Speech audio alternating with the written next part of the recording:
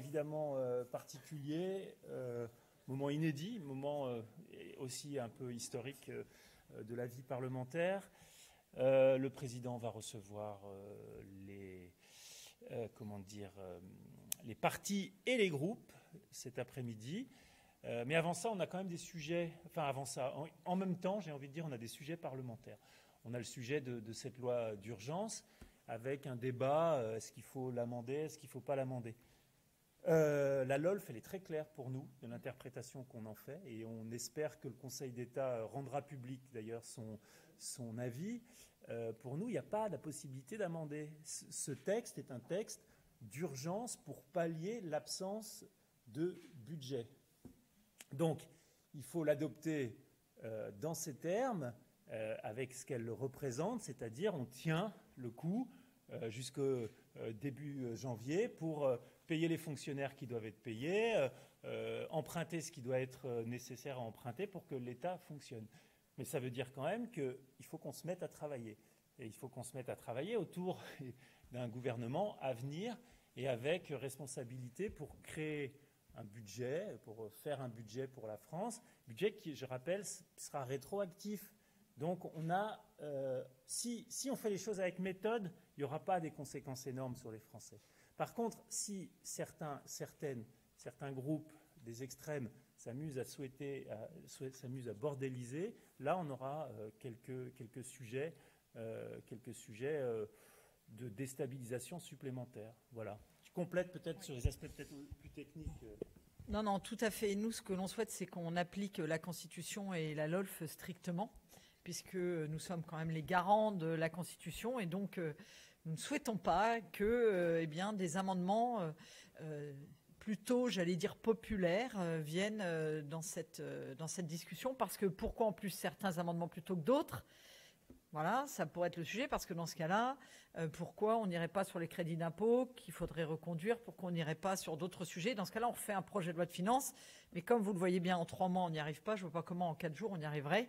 Donc il faut être raisonnable et surtout respecter la Constitution. Et la Constitution, elle dit bien que c'est une loi d'urgence, une loi spéciale, qui permet de prélever les impôts et de pouvoir faire le minimum en fonction de ce qui a été voté sur l'année précédente, donc 2024.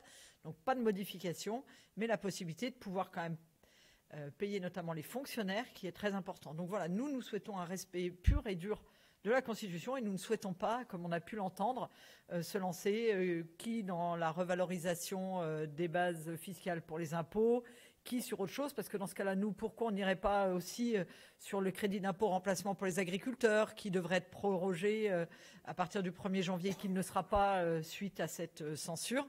Donc voilà, après, on peut pas reprendre tous les sujets en 3 jours, juste parce qu'à un moment, on a fait ce qu'on a fait la semaine d'avant. Il faut assumer. Certains ont fait la censure la semaine prochaine. Il faut maintenant qu'ils assument leurs actes et qu'ils n'essayent pas, parce qu'ils ont pris quelques kilos de fumier ou des permanences emmurées, essayer de rejouer le débat dans un texte qui n'a pas lieu d'être. Et donc, nous espérons bien entendu que ça va être entendu. Et comme le disait très bien Erwan, ce qui permettra de repartir sur une base saine, c'est-à-dire il n'y aura pas de mesures qui auront été votées. Du coup, on pourra avoir un débat intéressant en janvier sans être pris par des éventuelles petites mesures sucrées qui auraient pu être mises, mais qu'à un moment, il faudra peut-être revenir dessus. Donc, ce n'est pas la bonne solution. Donc, la loi, la Constitution, et rien que la loi et la Constitution. Ouais, je rappelle, parce que je pense que c'est difficile à expliquer aux Français, cette histoire de loi d'urgence, enfin loi spéciale.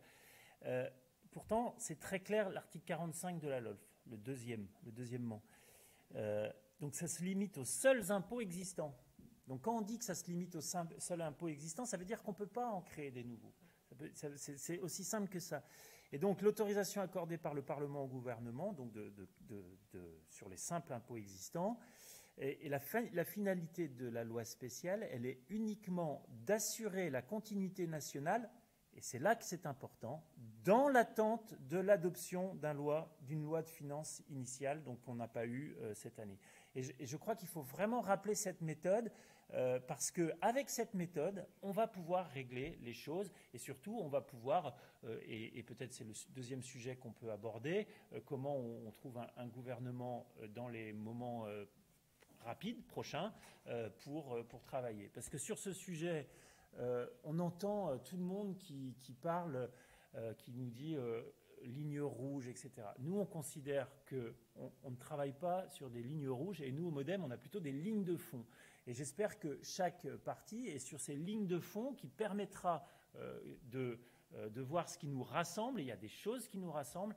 Et j'espère que ce moment politique chez le président, qui est un premier moment, parce qu'il ne faut pas se leurrer, la suite, elle se fera ici au Parlement, avec un Premier ministre ou une Première ministre, mais ça se fera ici entre un exécutif et le Parlement. Donc le premier pas du président est une bonne démarche. D'ailleurs, j'ai l'impression qu'elle est plutôt saluée de la part des Français. Mais la suite, elle est à écrire en responsabilité par les parlementaires. Et je dis bien en responsabilité. Je crois que le moment, qui est un moment historique que nous vivons, demande à chacun de ne pas être justement, je le répète, sur ces lignes rouges, mais plutôt sur des lignes de fond.